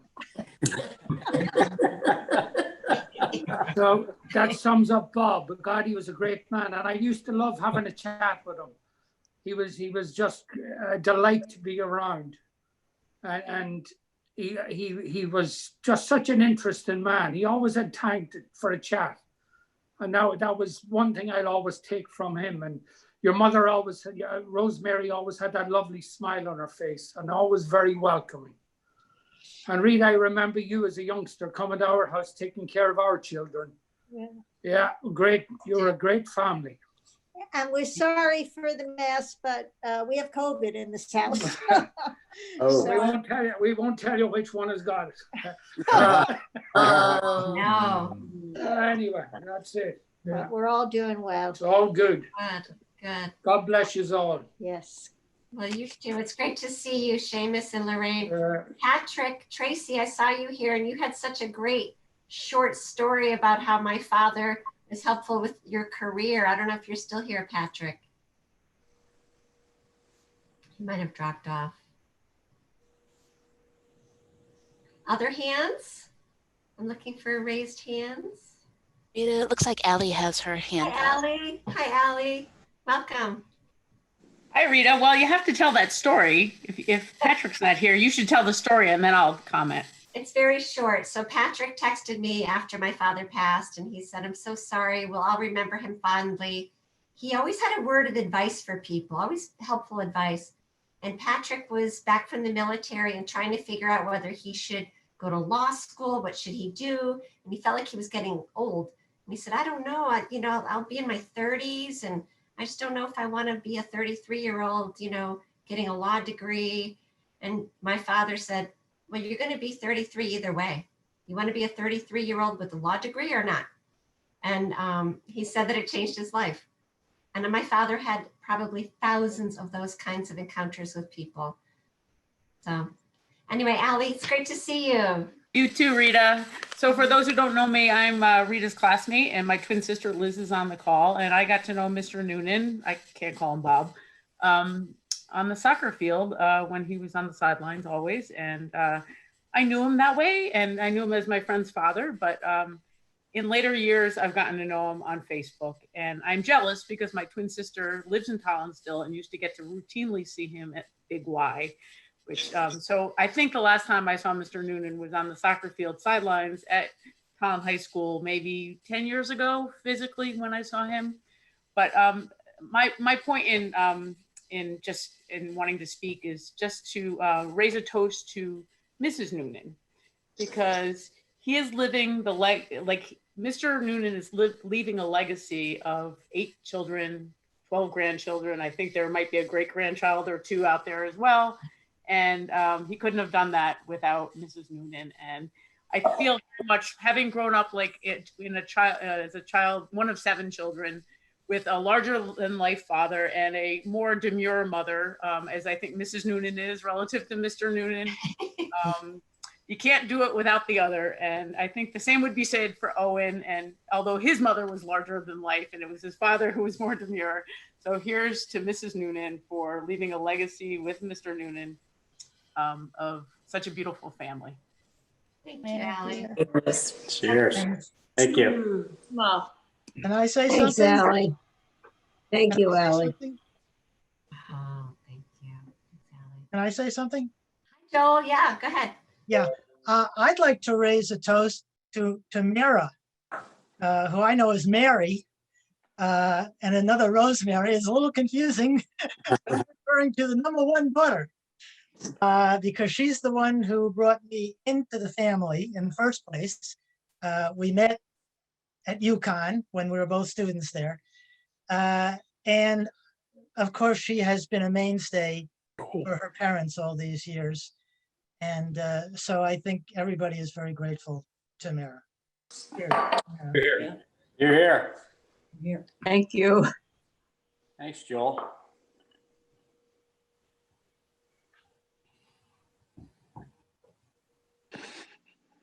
Hi, Meg. I see you. Go ahead. Hey, yeah, me. I just, I wanted to say, on behalf of poor Mo, because she's not going to say much, but Mara, Peg, Bobby when he was here, everyone who comes up, Pat, Paul, Rita, Betsy when you visit, everybody who comes tries to contribute something to helping, and just the presence of being here is so special and important, and for me, just to see everyone is special too. But I know all of that is important for Mo and Mayor and Gramp too. So I just love all of you so much. I hope that we can all get together, hopefully maybe in the summer, and celebrate everyone, all of us who wouldn't be here without Grandpa for me, and Mo. So I love everybody. I hope everybody can get together soon. And thank you to Peg and Mo, and being around so much, being here and being there for Mo, because she needs you guys. Thanks, Megan. Thanks, Megan. Rita, it looks like Liz has her hand up. Okay, Liz. Hi, everyone. Hi. First of all, our condolences to the entire Noonan family. He and Mrs. Noonan raised a beautiful, bright, and very kind family. And in typical Noonan fashion, this is probably the best memorial service I've ever attended, bar none. Mr. Noonan was the finest of Holland. I'm a member of the Democratic Town Committee. And when we were canvassing the last 4 years, at least, I was always volunteered for that neighborhood, though I knew I'd be far less efficient in that neighborhood than any other, because there's a lot of great Hollandites, but especially when I arrived at the Noonan's door, I knew I'd be introducing my friends to Mr. Noonan and having a long conversation about history from World War II to presidential to Connecticut to Yukon to Holland. So though my favorite memories, as my twin sister just mentioned, were playing soccer and hearing Mr. Noonan's cheering voice on the sidelines and always congratulating us after a game on a well-played game and telling a joke. We knew we weren't the best players or what have you, but he was always great and gracious on the sideline. Most recently, seeing him and Mrs. Noonan at Big Y or at Crandall's, I loved introducing him to my children. And he was just the best of Holland and of humanity. And I can't say enough. I think I told Rita and Mara recently that for whatever reason, though irrational, I thought Mr. Noonan would live forever. And given his belief in reincarnation, I'm sure he will live forever. And certainly his memory will live forever throughout Holland and the world. So again, my condolences to the entire Noonan family. Thank you, Liz. And you are a wonderful neighbor. Thank you for everything. I see Don Naples, hand up. Yeah, thank you. I'm part of the descendants of the Tony Naples, who's your grandfather, great-great-grandfather, Rosemary, Bob's wife, and I are first cousins. And my dad grew up in the same place on Wilcox Street as Grandma Mary Lynch did. And Bob Noonan used to keep track of the Naples descendants. I just found this today, the Naples Descendant Directory. He would send me an update about once a year. 12 pages, 3 pages of Noonans.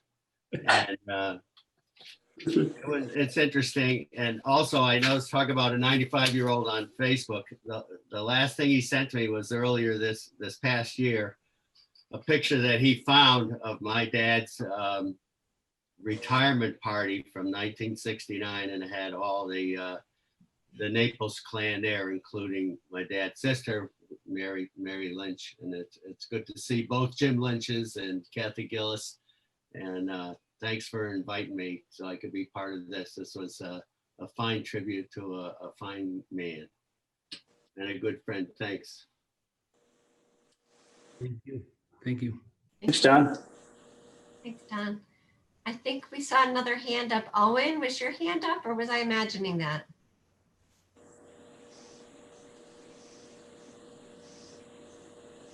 He's on mute. Yeah, you're on mute, Owen. Okay, you're gonna. Hi, yeah, sorry about that. Some technical difficulties here. But hi, Rita. Hi, Owen. And I'm really, really sorry to the entire Noonan clan. Mrs. Noonan, you and he were you were like the king and queen of Towland, as far as I'm concerned. For, you know, Sid and Peg, you're close, by the way, but your time will come. You're young.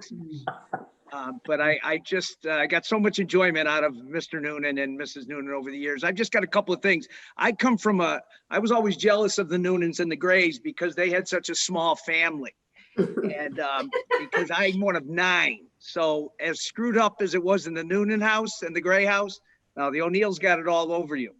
But Mr. Noonan, more than anyone in the town of Towland, reminded me of my own dad.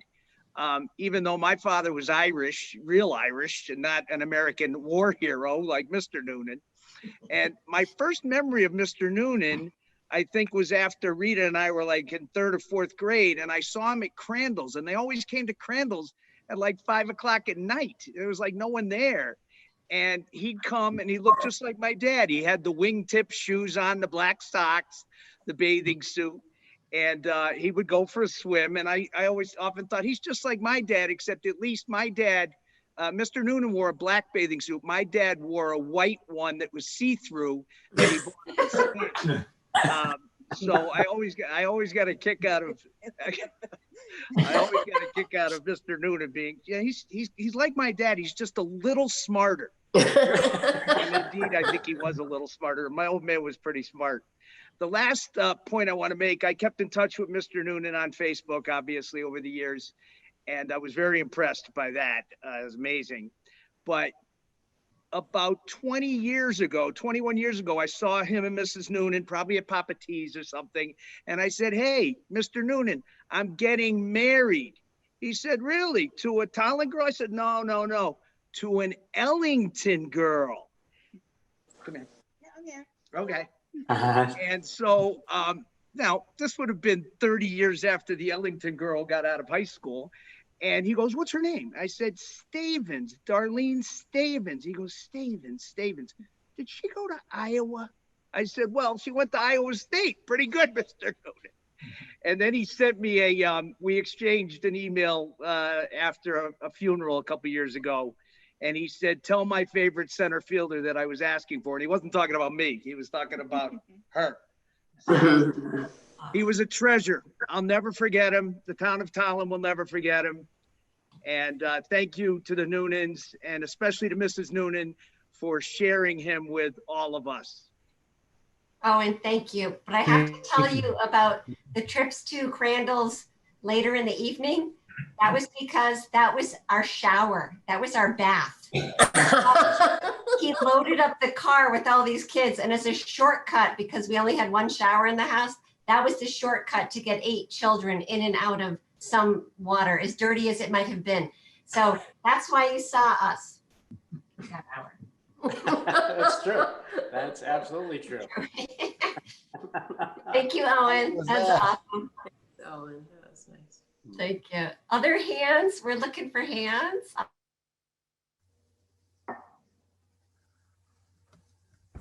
I see Bill Noonan. Bill. Hi. Hi. Hi, can you hear me? Yep. Well, after seeing Owen O'Neill speak, I figured I'd better say something. Because we played, last time I saw him was Legion Ball in Rockville. And then midget football in Towland before that. And it's been years since I've seen him. So I figured I'd better say something. Because we were running buddies back then. When Rita was on the sideline before she got into the game, that era. Well, anyway, I'm Bill Noonan. I'm from the family, the other Noonan family from Towland for 12 years until we moved away in about 1975. But I wanted to say something about Uncle Bob and how highly held he was in regard by my grandfather, Bob's brother Jack. And my grandfather used to love telling stories about Bob, and he talked about his childhood. But one favorite story I remember is when Bob and Rosemary drove to Maine, and when my grandparents lived in Orland on the pond, and they drove up Cadillac Mountain, and they got to the top, and Uncle Bob was so afraid of heights, he refused to get out of the car. And my grandfather he thought that was so funny, and he kept repeating that story over and over again. And I thought it was important to share. But Bob was an important person later on in my life. After I moved to Connecticut, I got involved in family history, and he was a great source for information on the Noonan clan. And, and he was very well opinionated and informed of the situation, and he had a lot of stories to tell. And it was inspiring to hear that he persevered through such a difficult start, and he produced such a wonderful family, made such a contribution. And later on, when I was going to Eastern and ROTC at UConn, I ran into guys that, this guy, Ed Prentice from Ellington, and out of the blue, he's like, Bill, do you know Bob? Like, yeah, I have an uncle, Bob. Does he work in Ellington High School? He's like the counselor. He's a great guy. He's a wonderful man, my favorite guy. And this Eddie Prentice wasn't even going to go to college. And your father, Bob, talked him into going to college, and he was in ROTC and made a wonderful impact in contribution to the Army's cause. And that's what I was in, Army ROTC. And so I think that was very much a great tribute to your dad and how much that he cared about his students. And I think about him often because my wife is a special ed teacher in East Hartford, and I see the challenges that she goes through every day and the challenges your dad had to go through. And the role that they had to play is almost like a pseudo parent in developing those kids. And most of them turned out very well, and he should be proud of that. And I think you guys should all be proud of that as well. And that's a true testament of his human nature and his caring about people in general. And the bottom line is he always had a story to tell, opinionated. I think that runs in a family. But he's intelligent, articulate, and he's out to make a difference in the world. And I think the bottom line is that he made a difference. And if we can all say that at the end of the day, I think we could all be satisfied. Thanks. Thanks, Bill. Thanks, Bill. Thanks. Thank you.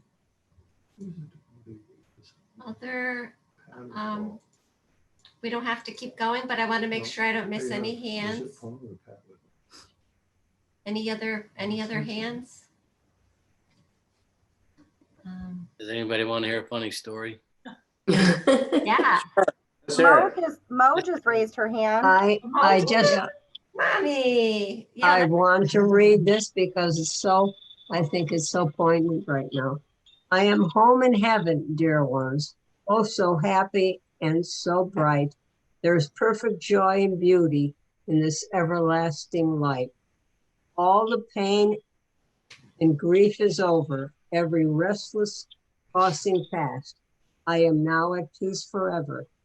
Safely home in heaven at last. I thought that was very fitting. Very nice. Very nice, Mom. Thank you. Thanks, Mommy. So, hey, I have a little funny story that really is my mother's story, but I'll tell it. You guys might not know, but my father had colon cancer about 18 years ago, maybe 20 years. And while he was recovering, he had a colostomy bag, which my mother had to help change every day. So she was the caretaker. And one particular day, while she was changing his bag, he told her that her breath was pretty bad that day.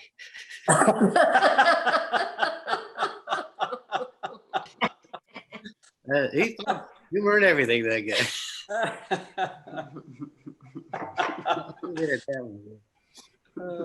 That's good. So what was your response, Mo? Hold it down while you're speaking. I'm very fortunate at the time. I had lost my sense of smell. It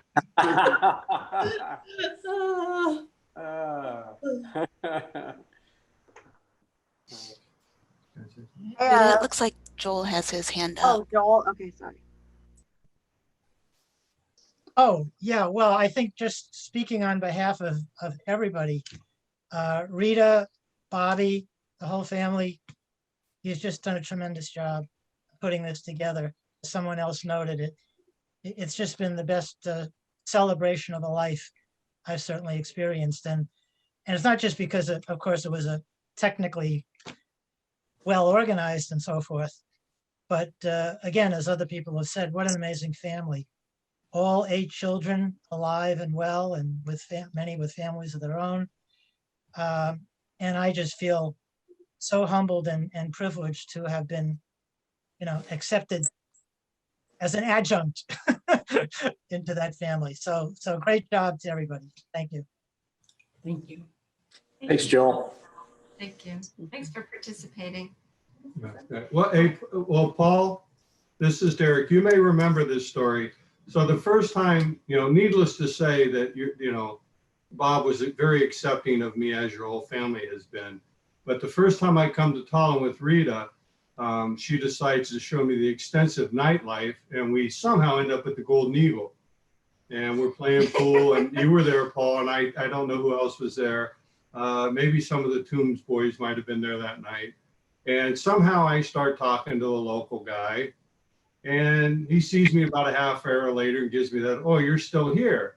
And it started to feel almost like one of those, "You're not from these parts, are you, boy?"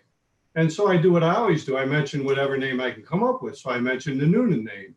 So before we know it, Paul, and Rita definitely remembers this story, this guy comes over and starts talking to Paul and Rita with tears in his eyes about what Bob Noonan meant to him as a student at Ellington, who was in the shop class and not going anywhere, and that he gave him a chance. And he mentioned another kid. He goes, "Oh yeah, he meant so much to us, and we'd love to see him again, and we're glad he's still around." And it was really amazing, So even out of the Golden Eagle, good things come.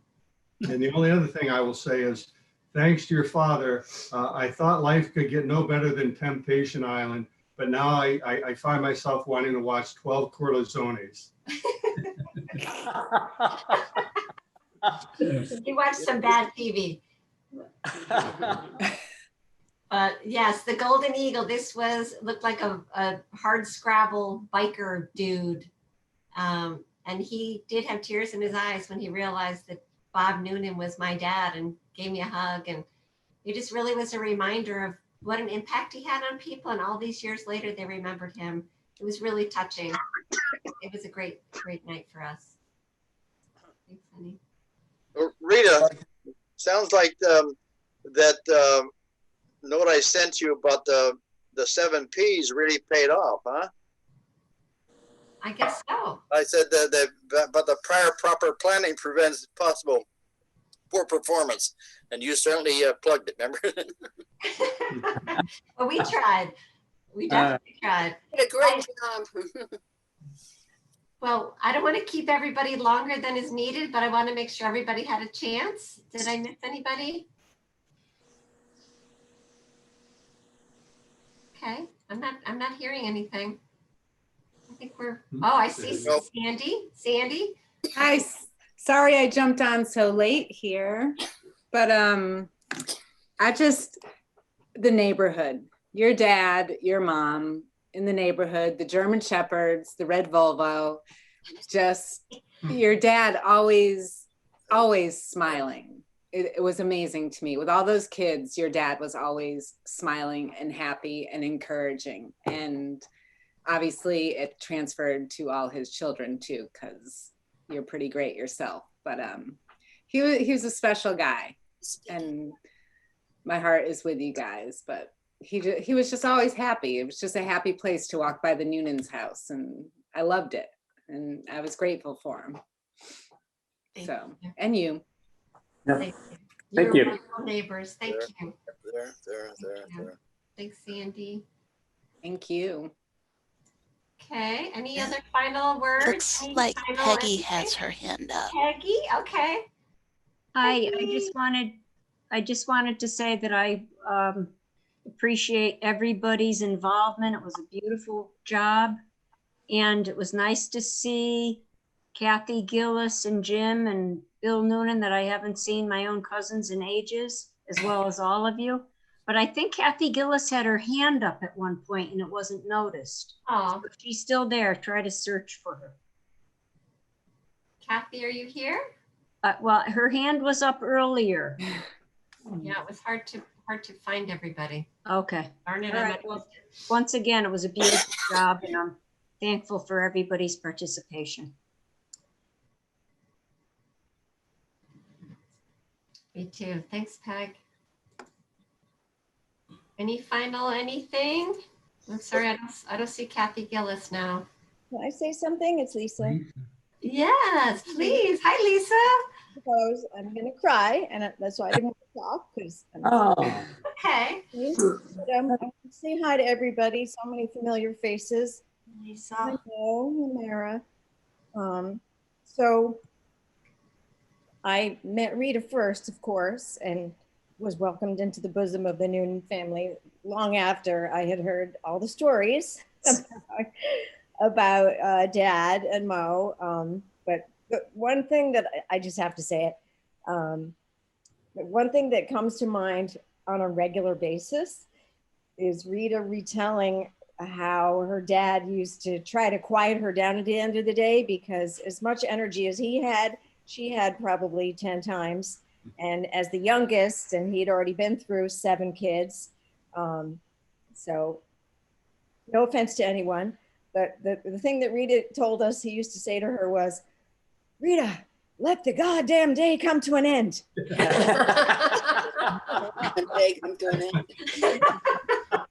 Yeah. Right, that's it. He did. He did. So I am so sorry to all of the Noonan clan for your loss, and I'm so happy to have been included and to have become a part of the fabric of your lives. And thank you. Thank you. Glad you're here, Lisa.